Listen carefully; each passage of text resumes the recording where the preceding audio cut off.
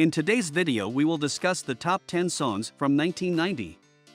Please make sure you subscribe to the Top 10 Jaw-Dropping Facts channel. New videos release every Monday through Friday. Number 10. Baby One More Time by Britney Spears.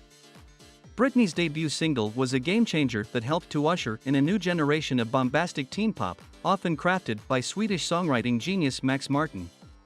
The video featuring Spears in school uniform is iconic, obviously, but let's not overlook the fact that the song itself remains pure pop perfection. And somehow, it hits even harder now we know that Britney is finally free to live her life again, the way she wants. Number 9. The Rain, Supa Dupa Fly, by Missy Elliott.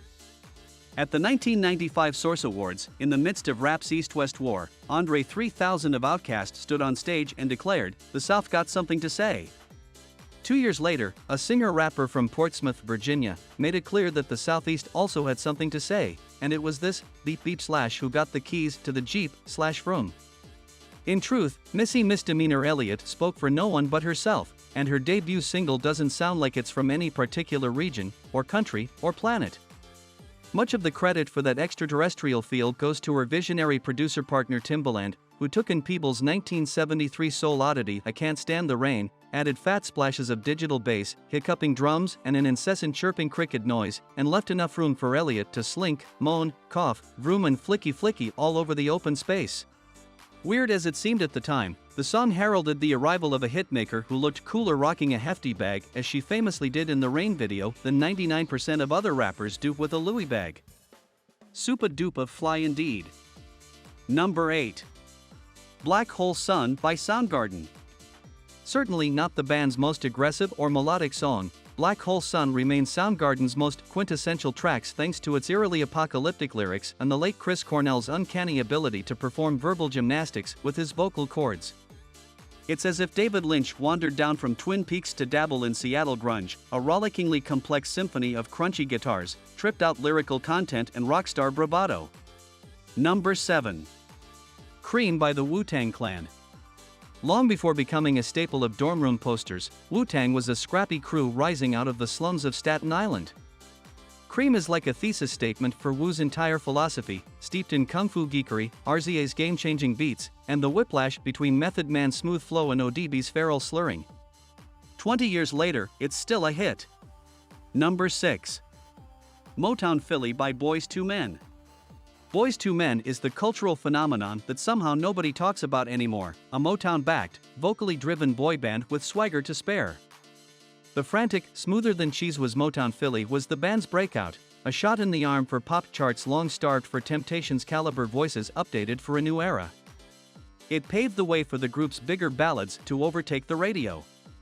More crucially and tragically, it also paved the way for acts like NSYNC and the Backstreet Boys to rip off their style wholesale like some sort of frosted-tip Elvis Presley's. But they never topped Motownphilly. Nobody did. Number 5. Pony by Ginuwine.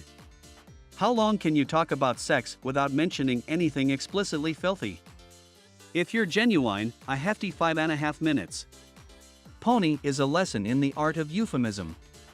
But there's more to Pony than winks. It was one of the defining releases by R&B powerhouse Timbaland, and its belching bassline has influenced producers and musicians from Rihanna to French beat smasher De Bruyne, not to mention the makers of Magic Mike. Number 4. Waterfalls by TLC. 20 years before Kanye West catoned on to the abiding genius of Paul McCartney, badass R&B crew TLC were all over it. They took a Macca ballad from 1980 about the dangerous sport of waterfall jumping and totally transformed it into a heartrending urban drama with a killer chorus. Drugs, murder, and HIV. Lisa Left Eye Lopez's verse treats life's tragedies with wisdom, patience, and soul. Before her rap preaches the power of hope and self-belief. And God. Number 3. Juicy by the Notorious B.I.G. No one before or since has done more to justify the gangsta rap lifestyle than Christopher Wallace, on the lead single to his immense debut album Ready to Die.